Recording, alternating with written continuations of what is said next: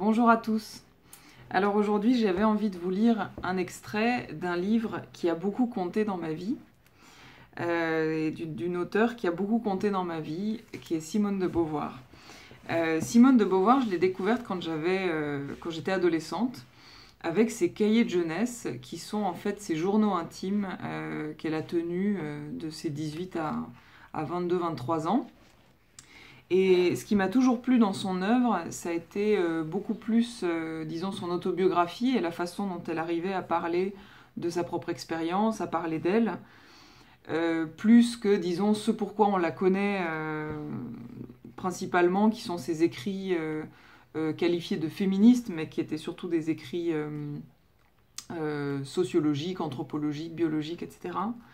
Moi, ce qui me touche le plus dans son œuvre, c'est son autobiographie. Et ses cahiers de jeunesse, c'est encore un peu autre chose, parce que elle n'est pas dans un processus autobiographique.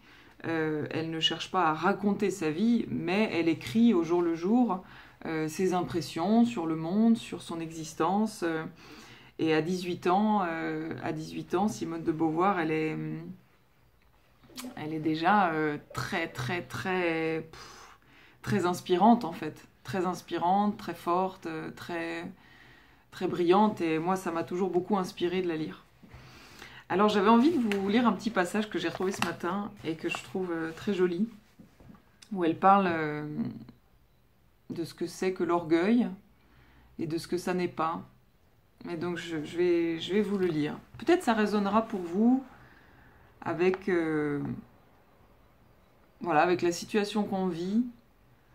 En tout cas, moi, ce passage-là me fait du bien à lire. Ça me rapproche de moi-même. Ah, je vous le lis. Suis-je orgueilleuse? Oui, en ce sens que je m'aime passionnément, que je m'intéresse à moi, et que je suis sûre de valoir quelque chose, c'est-à-dire d'être une forme de vie unique et intéressante. Ce qui manque à presque tous, c'est d'en avoir conscience, soit explicitement par un retour sur soi-même, elle cite Barès et Gide entre parenthèses, soit implicitement par des actes dans lesquels on exprime son originalité. Et là elle cite Peggy, entre parenthèses, ce sont tous des auteurs. Je pense que pour être quelqu'un, cette conscience, avouée ou non, est indispensable. Maintenant, est-ce bien là l'orgueil? La constatation d'une chose évidente n'est pas de l'orgueil. Je suis heureuse d'être ce que je suis. Est-ce bien de l'orgueil? Évidemment, je me préfère parce que pour moi-même, rien n'est aussi important que moi, que je me dois à moi. Cela, je le crois, d'accord avec Barès. Mais cette position, toute morale, ne me semble pas différente de celle du chrétien qui doit préférer le salut de son âme au salut d'autrui. L'orgueil pour moi est de se juger préférable, et ça je ne le fais pas. Il y a bien des formes de vie qui me semblent préférables à la mienne, bien des êtres que j'admire, que je place au-dessus de moi. Je dois avouer qu'il y en a beaucoup que je place en dessous, en quoi j'ai tort. J'ai bien le droit de les aimer moins, non de les juger moindres. De même que je préfère une rose à une fourmi, sans pouvoir dire qu'une rose est supérieure à une fourmi, ce qui est au contraire faux, à beaucoup de points de vue. Bref, c'est bien peu de choses que moi, mais c'est moi.